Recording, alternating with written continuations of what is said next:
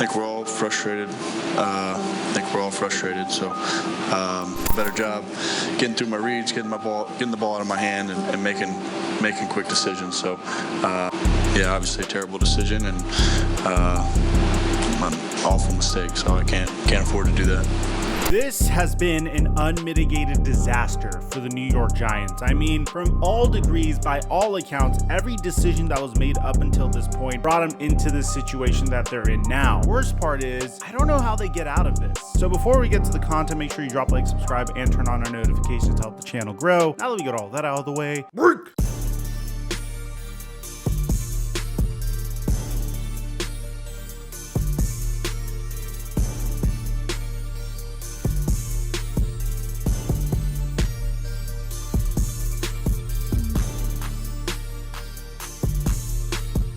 My friends, we had a legendary weekend on Prize Picks. Your boy personally made $700, and I only missed 2 out of 11 of my picks. And you guys hit me up in the DMs and let me know about it. We're about to ramp it up for this week. Remember, you get a $100 deposit match on Prize Picks when you use my promo code Mikerophone, and I post my picks onto my Instagram story at The Flight Mike for free each and every day that there's a football game. And thank you, Prize Picks, for the sponsor. Mic check 1 2 1 2. What's going on, everybody? A few years ago, a very mediocre New York team was in a similar situation to this. A team that hasn't experienced success in decades since the 90s. The Buffalo Bills may have stumbled upon their franchise QB. In 2015, they brought in Tyrod Taylor. In 2015, Tyrod Taylor was able to make it to a Pro Bowl while eking out a winning record while he was starting at QB. First year, he had a QBR of 66.3, threw for 3,000 passing yards, 20 touchdowns, and also was able to add 568 yards on the ground, which is really good for the Buffalo Bills considering how they've been taking shots at a QB and were really struggling. So in 2016, they ran it back with Tyrod Taylor, and once again, you got similar results. Tyrod Taylor barely eked out a losing record, going 7-8-0 in the games that he started. Once again, threw for 3,000 passing yards, 17 touchdowns, 6 interceptions, had a QBR of 62.4, and was able to add on 580 yards while rushing and 6 TDs while rushing. So the Bills would run it back with Tyrod Taylor once again in 2017. And this year, he would actually make it all the way to the playoffs. He would throw for 14 touchdowns, 4 interceptions, had a QBR of 56.4, and would add 427 yards rushing and 4 TDs on the ground. The Buffalo Bills didn't extend Tyrod Taylor after this. As a matter of fact, they moved on from him, despite Tyrod Taylor making it all the way to the playoffs with the Buffalo Bills, a team that has been struggling for any type of success. A team that hasn't made it to the playoffs since 1999 moved on from the only quarterback that was able to take them back to the playoffs. Isn't that insane? No one ever talks about that. They moved on from Tyrod Taylor and decided to draft the most raw quarterback in the NFL draft that year, Josh Allen. Why am I bringing this up? Well, I'll tell you in just a second. But before I do, I want you guys to pay attention to another instance because this is all going to tie together really well. This past weekend, one of the most promising and exciting quarterbacks in the NFL went up against one of the most ferocious pass rushes in the NFL. I'm talking about CJ Stroud facing off against the Pittsburgh Steelers. The crazy part here is he had to do it with his entire offensive line being out due to injury. Furthermore, CJ Stroud is a remarkable quarterback, but let's be honest with one another. Going into this season, you didn't look at the Houston Texans wide receiver core and said, wow, oh my God, Tank Dell, Nico Collins, John Mechie, I am terrified of this wide receiver core from the Houston Texans. You didn't have them in your top 5. You probably still don't have them in your top 5. You didn't have them in your top 10. You may have had them in your top 15 or top 20 top wide receiver cores, but yet CJ Stroud came out against the Pittsburgh Steelers, threw for over 300 passing yards. His completion percentage dipped, to 53%, 2 touchdowns and 0 interceptions, and the Houston Texans won the game. Why am I bringing all this up? Well, just like the Buffalo Bills, the New York Giants hadn't tasted the NFL playoffs since, well, 2016, a little bit more recently than the Buffalo Bills. They selected Daniel Jones with a first-round pick in the 2019 NFL draft. Back then, Pat Shurmur was their head coach. In his rookie season, Daniel Jones had a losing record, a 62% completion percentage, threw for over 3,000 passing yards, 24 touchdowns, and 12 interceptions with a QBR of 55.7. In his sophomore season, he had a 62.5% completion completion percentage. Threw for over 2,900 passing yards, 11 touchdowns, and 10 interceptions. His QBR was a 54. Once again, they had a losing record. This was when the Joe Judge era began. In 2021, once again, a losing record, 64% completion percentage, 10 touchdowns, 7 interceptions. His worst QBR of his career, 41.5. So out goes Joe Judge, and in comes Brian Daboll. Brian Daboll is often credited for saving Josh Allen and making him into the quarterback that he is. And it seems like he worked his magic with Daniel Jones, because Daniel Jones finally led the New York Giants to a winning record. They made it to the wild card playoffs, beat the Minnesota Vikings, made it to the divisional round, and lost to the Philadelphia Eagles. 67% completion percentage, over 3,000 passing yards, 15 touchdowns, 5 interceptions, and a QBR of 62.9. This is without us even mentioning his rushing yards that year, 708, with 7 touchdowns on the ground. What did the New York Giants do as a result of this? They didn't franchise tag Daniel Jones. No, they decided, you know what? This Daniel Jones guy looks like our QB of the future. This guy looks like our guy. So we're going to pay him a 4-year, $160 million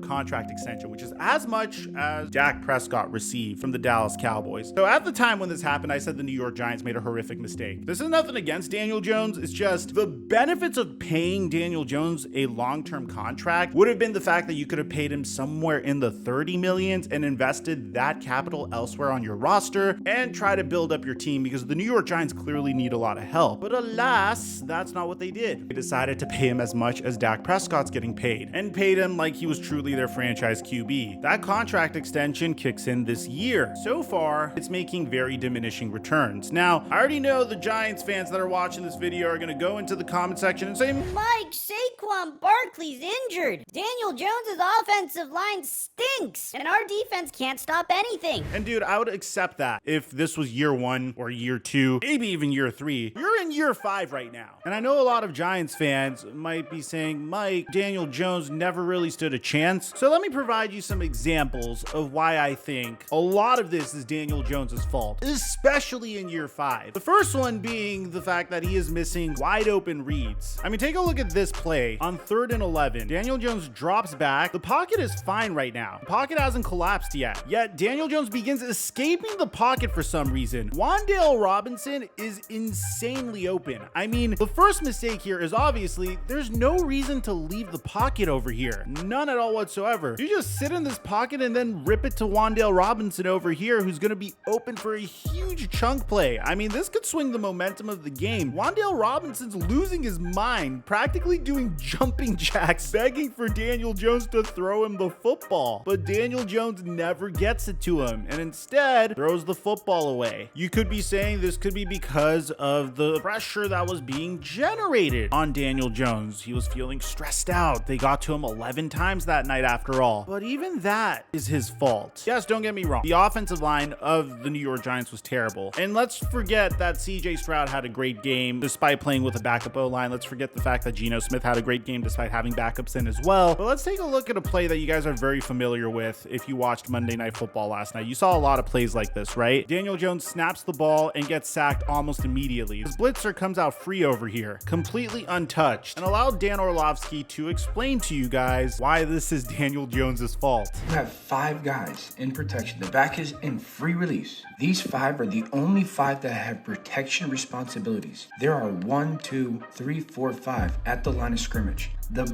basic starting point of 5-man protection is, if I have 5 men and they have 5, any guy that comes that's not included in that initial 5 likely makes me hot unless I change the protection and communicate it because I think one of these guys is dropping. That does not happen. Daniel doesn't change this protection.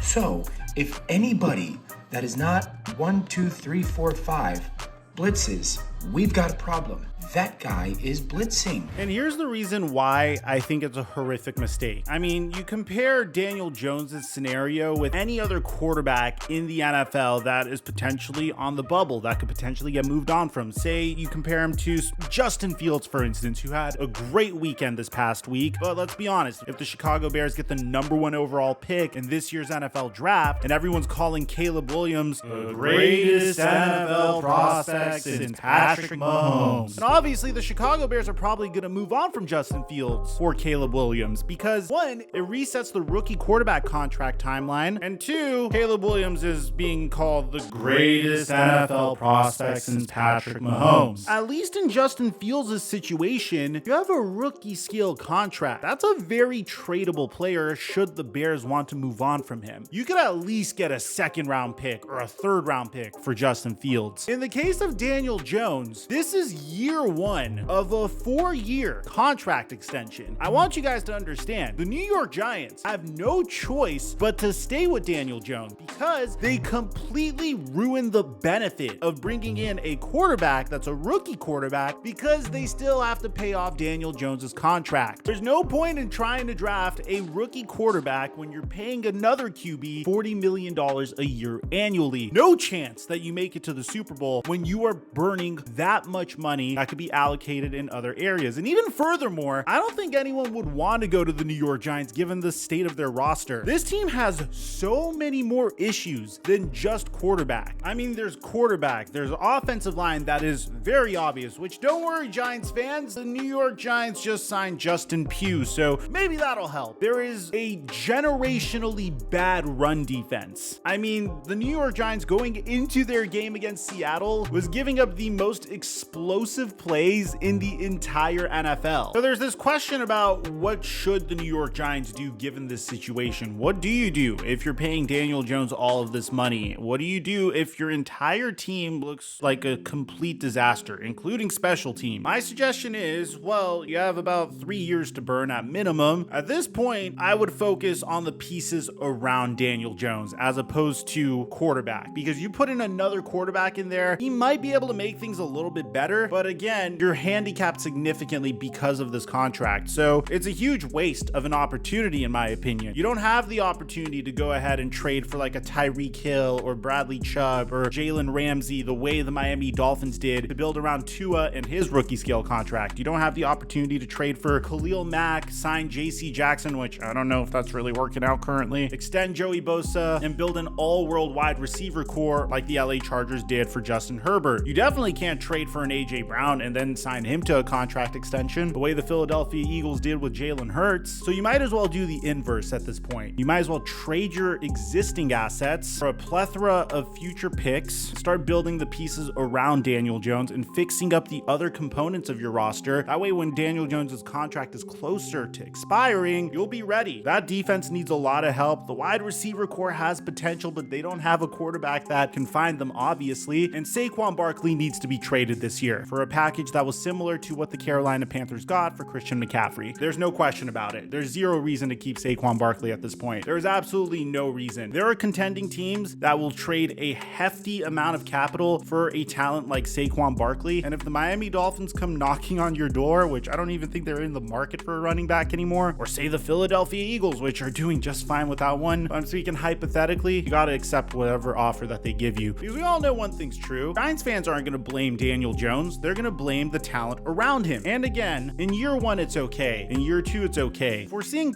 progress, it's okay. But when we're seeing this much of a regression, when he's failing to make basic reads, basic adjustments in his protections, and is holding his team back this much to the point where defenders are ridiculing the fact that he likes to stare down his wide receivers. Just trusting the game plan the coach laid out for us. We knew he liked to stare down his first target, so he had his back turned. A lot of guys. Then we have a huge problem. But the problem gets even worse, because even if you understand that Daniel Jones isn't your QB of the future, you're stuck with him. Because getting rid of him will make you pay a significant amount of dead money, which is why I said in the summertime that the New York Giants made a horrific mistake. Now their horrific mistake is coming to bite them. In the future, if you see a quarterback that might have some potential, franchise tag him. Hell, the Washington Commanders did it with Kirk Cousins and it worked out great. You don't have to run to give your average QB that had one good season under your brand new head coach a major contract extension. Giants fans, I want you guys to let me know in the comment section down below how you feel about all this. Do you agree with me, or do you think I'm a Biased Cowboys fan that just wants to hate on the New York Giants. Because if you do, I have plenty of videos praising the Philadelphia Eagles despite me having a disdain for that team. So there's no bias here. The Giants made a horrific mistake. Let me know if you disagree in the comment section down below. Aside from that, I'm your boy Mike, and I'm dropping our mic until our next upload.